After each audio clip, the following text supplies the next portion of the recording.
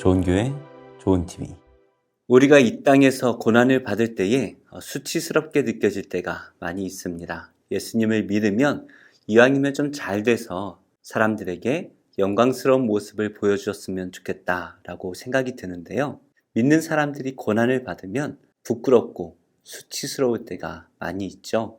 그래서 신앙생활을 하는데 위축될 수밖에 없고 복음을 전하는 데에 위축될 수밖에 없는 것 같습니다. 지금 욥의 마음이 그러한 것 같아요. 고난이 지속되다 보니까 자기 스스로가 계속해서 위축되고 수치스럽게 느껴지는 상황입니다. 구체적으로 어떠한 말씀인지 함께 살펴보도록 하겠습니다. 그러한데 주께서 이것들을 마음에 품으셨나이다. 이 뜻이 주께 있는 줄을 내가 아나이다. 내가 범죄하면 주께서 나를 죄인으로 인정하시고 내 죄악을 사하지 아니하시나이다. 내가 악하면 화가 있을 것이오며 내가 의로울지라도 머리를 들지 못하는 것은 내 속에 부끄러움이 가득하고 내 환난을 내 눈이 보기 때문이니이다. 내가 머리를 높이 들면 주께서 젊은 사자처럼 나를 사냥하시며 내게 주의 놀라움을 다시 나타내시나이다.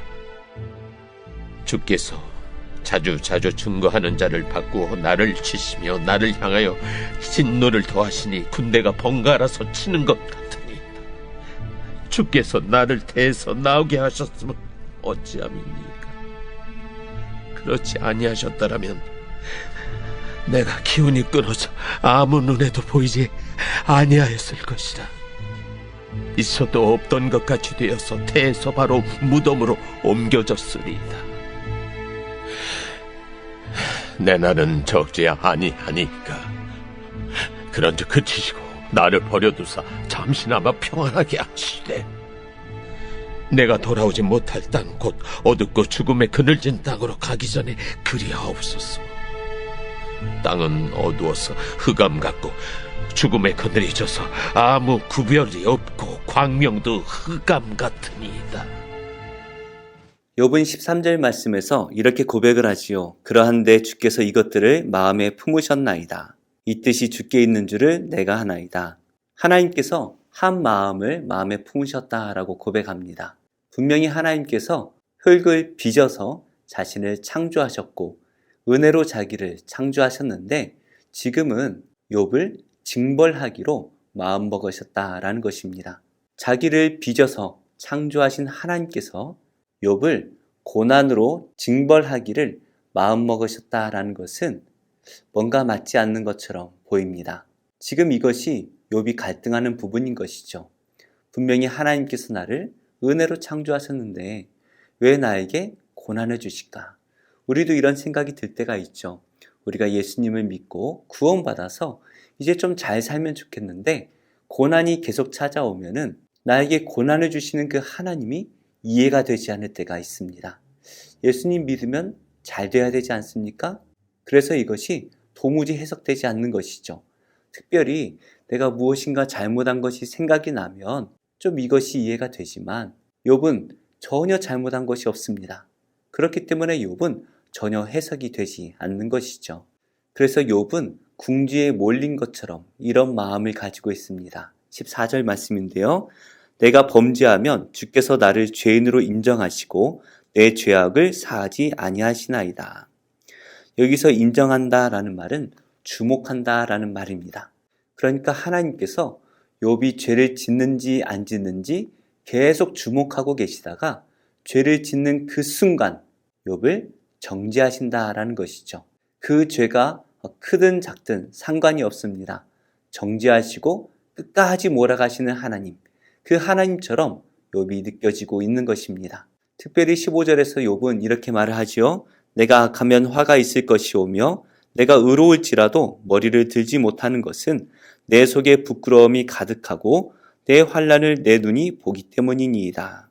욥은 자신이 악하다라면 화가 임하는 것이 당연하다라고 말을 합니다.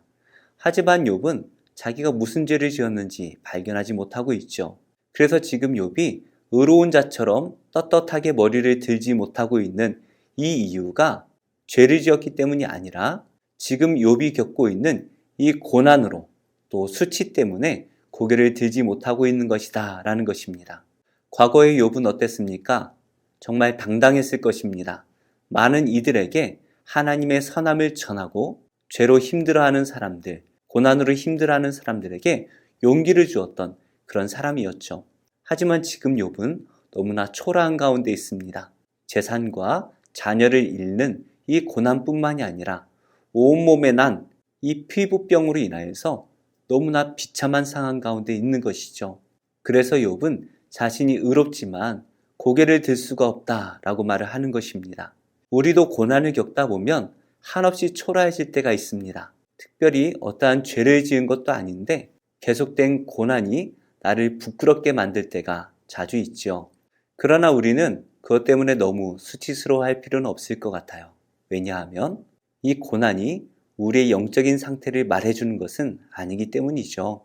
우리 하나님께서는 우리가 어떠한 상황에 있는지 그것으로 우리를 평가하지는 않으십니다. 그래서 우리는 이 고난이라는 환경 때문에 우리 스스로를 부끄러워할 필요는 없을 것 같아요. 그런데 욥이 힘든 것은 바로 이것입니다. 16절 말씀인데요. 내가 머리를 높이 들면 주께서 젊은 사자처럼 나를 사냥하시며 내게 주의 놀라움을 다시 나타내시나이다. 하나님께서는 욥을 계속 초라하게 만드십니다. 머리를 들 수 없도록 욥에게 계속해서 고난을 주시는 것이죠. 내가 얼굴을 깨끗이 씻고 이제는 신앙의 좋은 모습만 보여주겠다라고 마음을 먹더라도 하나님께서 계속해서 욥에게 고난을 주시다 보니까 욥이 머리를 들 수가 없습니다. 계속해서 초라해질 수밖에 없는 것 같아요. 이렇게 계속해서 나에게 고난이 찾아오고 한없이 내가 초라해질 때에 우리는 어떻게 힘을 내어서 신앙생활을 할 수 있을까요? 우리 스스로의 힘으로는 좀 어려울 수도 있을 것 같습니다. 첫 번째는 하나님의 도우심이 필요하죠. 우리의 참된 위로자 되신 그 하나님께서 우리와 함께 하시기만 하면 지금 나에게 어떠한 고난이 있더라도 우리는 힘을 내어 신앙생활을 할 수가 있습니다. 두 번째로는 우리 주위에 있는 사람들이 우리를 위로해 줄 수가 있죠. 함께 울어주고 함께 손을 잡고 기도해 준다면 그것이 얼마나 큰 위로가 되겠습니까? 그래서 우리는 하나님께 받은 그 위로를 가지고 주변에 있는 사람들에게 위로자가 되어야 하는 것입니다. 이어서 욥은 3장에서 고백했던 것처럼 차라리 태어나지 않았으면 좋았겠다라고 고백을 하고 있습니다. 18절 말씀인데요. 주께서 나를 태에서 나오게 하셨음은 어찌함이니이까? 그렇지 아니하셨더라면 내가 기운이 끊어져 아무 눈에도 보이지 아니하였을 것이라. 욥은 3장처럼 죽고 싶다, 죽었더라면, 태어나지 않았더라면 이라고 고백을 하고 있죠. 정말 고난이 길어지면 우리도 모르는 사이에 우리 안에 이러한 마음들이 싹 트는 것 같아요. 믿음이 없어서가 아니라 우리 자신이 너무 연약하기 때문입니다. 죽고 싶다라고 생각이 들고 그런 말을 할 때에는 그 속내에 다른 의미가 있는 것이죠. 20절 말씀인데요.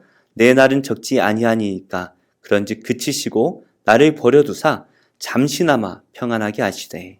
욥은 이 긴 고난 속에서 잠시 평안을 주시기를 기도하고 있습니다. 하나님께서 계속해서 욥을 바라보시고 집중적으로 욥에게 고난을 주시다 보니까 욥은 이제 하나님께서 잠시 떠나 계셔서 이 고난이 잠시 떠나가기를 구하고 있는 것이죠. 이것을 잘못 오해하면 욥이 하나님을 떠나고 싶다라고 오해할 수도 있지만 그런 말이 아닙니다. 자기에게 계속해서 눈을 떼지 않고 고난을 주시는 하나님께서 잠시 평안을 주시기를 구하고 있는 것이죠.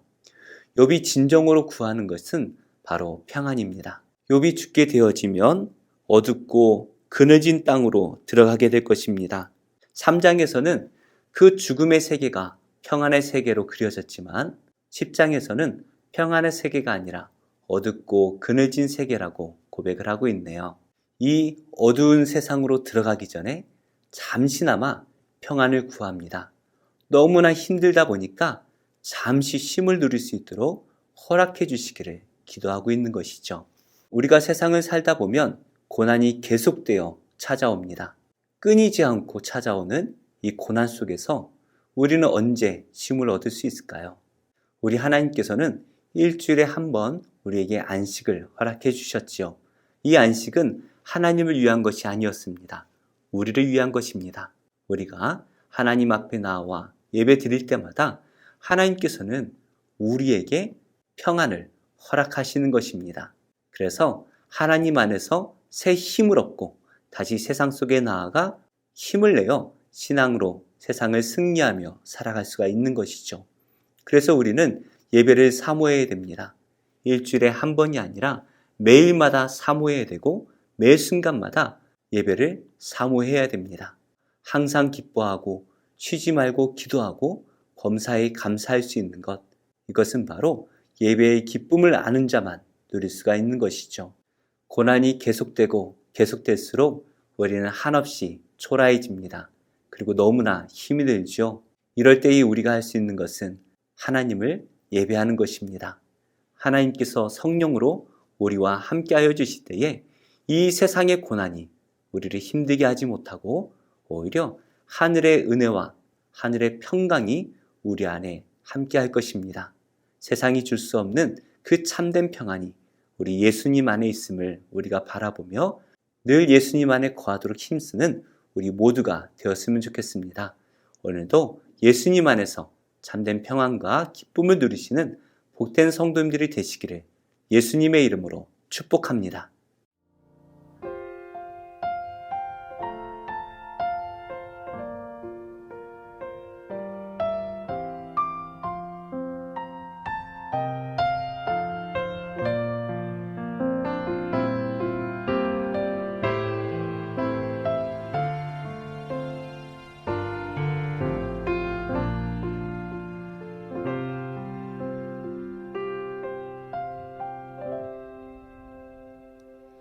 보소서 주님, 나의 마음은 선한 것 하나 없습니다.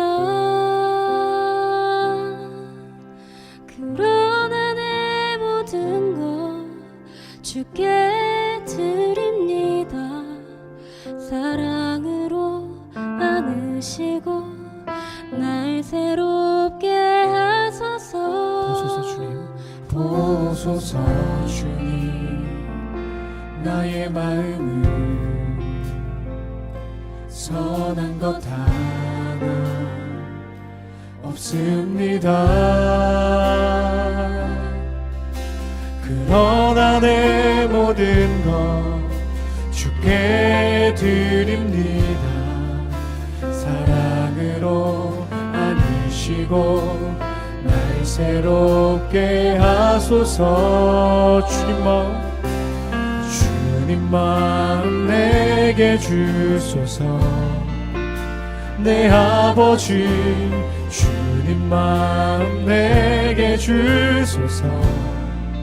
나를 향하신 주님의 뜻이 이루어지도록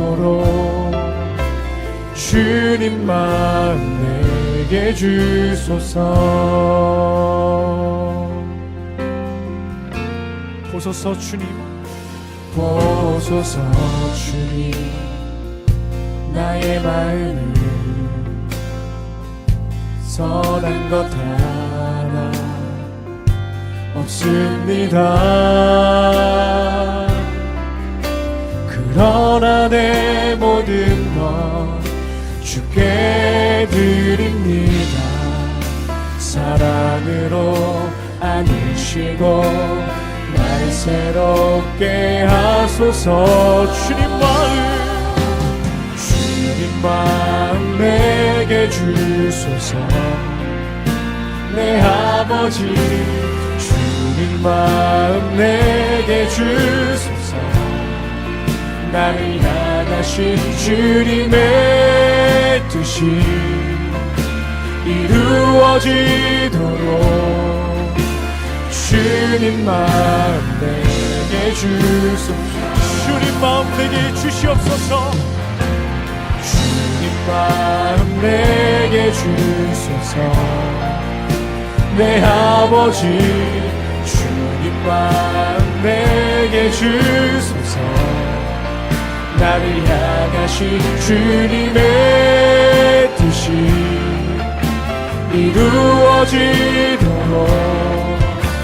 주님 마음 내게 내게 사랑을 가르쳐 주시옵소서. 아멘. 내게 사랑을 가르치소서. 당신의 마음으로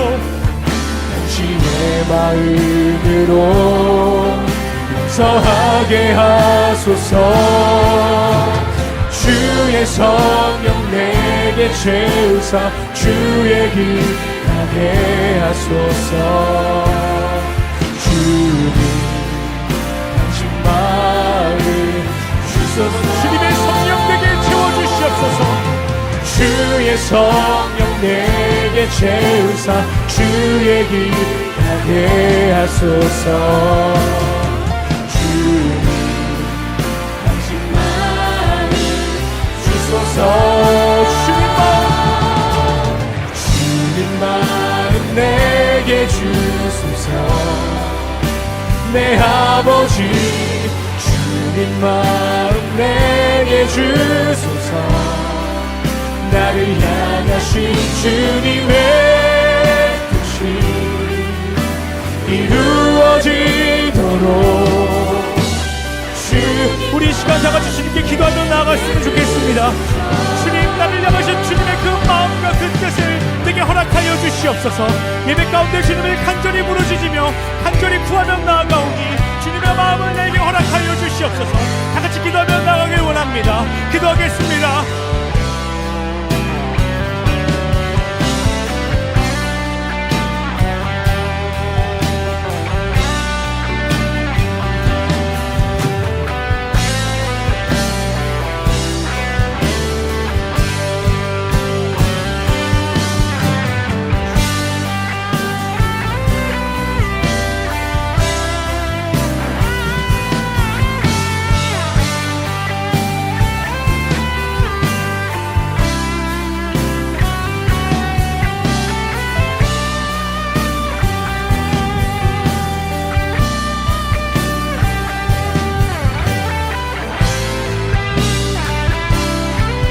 큰 목소리로 고백하며 나갑시다.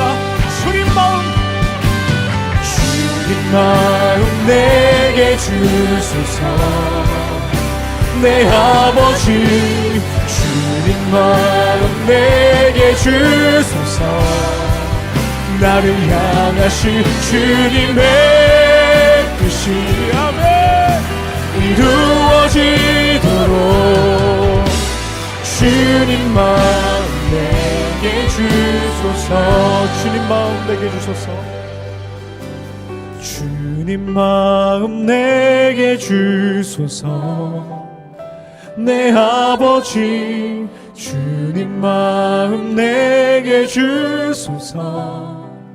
나를 향하신 주님의 뜻이 이루어지도록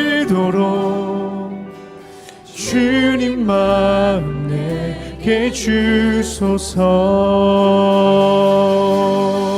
아멘. 아멘.